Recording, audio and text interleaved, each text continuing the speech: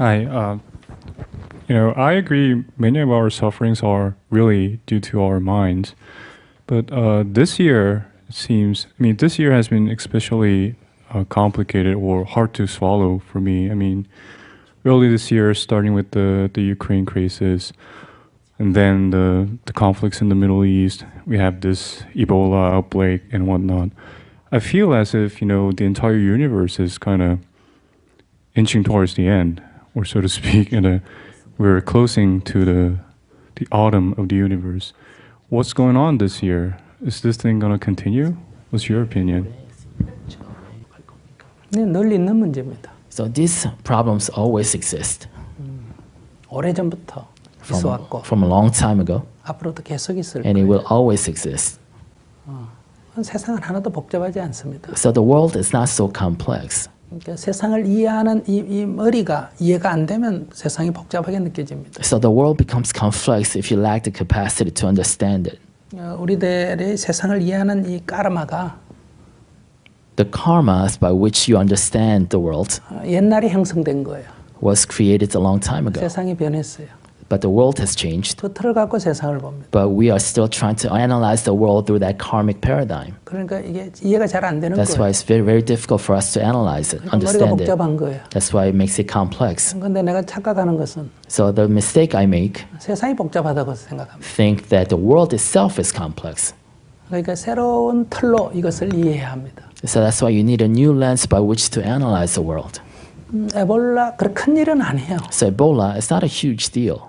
미국 사람이 지금 두려워하는 거예요. It's a lot of fear involved in the U.S.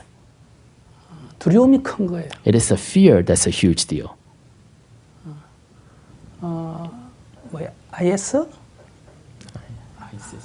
IS? IS 맞죠? 아니 그 이슬람 국가. ISIS. ISIS.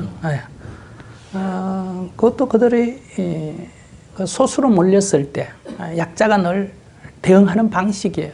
So even ISIS, that's the same kind of reactionary methods that a weak state actually usually expresses itself. 힘이 있으면 테러하지 않습니다. So because if you're actually strong and confident, you don't engage in such terror.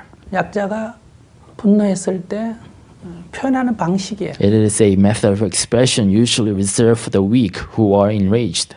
어떻게 이걸 대응할 거냐? So how do you deal with it? 그들이 억울함을 풀어주면 금방 해소가 됩니다. If you actually speak to the source of their anger, it becomes easy to deal with it. 그러나 이것을 포괄적으로 억압을 하면 But if you try to suppress them, 일시적으로 스탑했다가 you might be able to stop it, 또 다시 계속됩니다. but it will continue.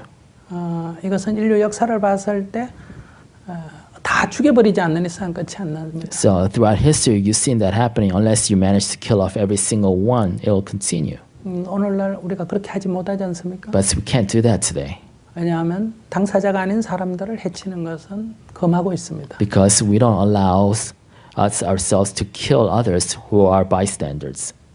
그렇기 때문에 우리가 대응을 달리해야 합니다. That's why we need a new method of dealing with such phenomena. 국가와 국가끼리 다툴 때 So when nation states are in conflict with each other, 그런 방식으로는 이게 해결이 안 됩니다. so we can't solve that problem with the same method.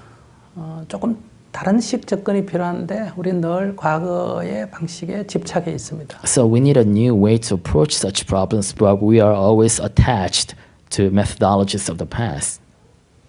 그러니까 인간의 심리에 대한 연구가 조금 부족한 것 같습니다. 제가 볼 때. So from my perspective, I think we lack an understanding of the human psyche.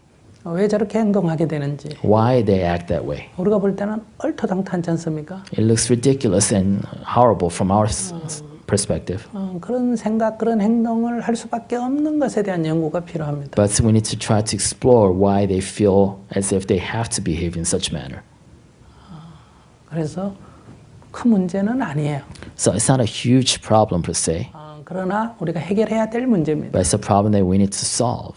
그러려면 연구가 더 필요하다. Then we need to explore solutions. 강자가 약자에게 양보를 하면 So if the strong can't compromise with the weak, 포용한다고 말합니다. then that is called embracing the weak. 좋은 의미예요. And it's spoken in a positive manner. 약자가 양보를 하면 But if the weak have to compromise, 굴복했다고 말합니다. then they say the weak capitulated.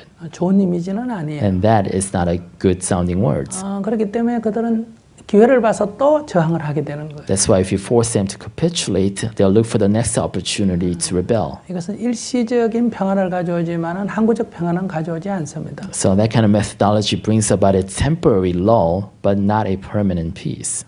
그렇기 때문에 강한 쪽에서 뭔가 조치가 있어야 합니다. That's why the strong needs to do something.